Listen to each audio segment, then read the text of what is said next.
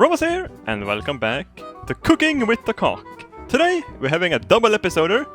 We're gonna cook some pumpkin pie, and we're gonna carve a pumpkin, like a true American. I know that carving a pumpkin isn't cooking, but I'm doing it in my kitchen, so it is cooking. Everything you do in the kitchen is cooking. So I've actually bought a rather large pumpkin. Everyone was looking at me when I bought it. I've never done this before, so I was trying to get into the brain of the pumpkin. This mohawk thing got in the way. But I don't think the pumpkin is worrying about its looks, knowing where it's going. So you have to rip off the skull cap and enter the brains. Holy shit. I sure hope my pumpkin doesn't have feelings, because if it does, this is probably hurting like hell. The smell was rather pleasant actually, but you always need to check for xenomorph face huggers in the pumpkins.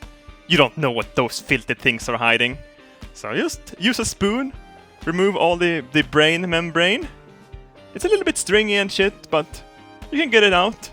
I use plastic gloves because my hands are fucking beautiful. I don't want the gooey down my hands.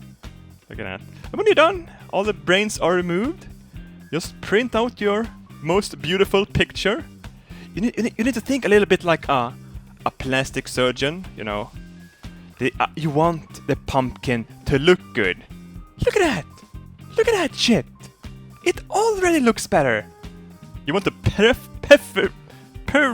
perforate the lines. I'm using a screwdriver, because yeah, it works. Anything pointy will work. But you know, when you're done perforating, remove the paper.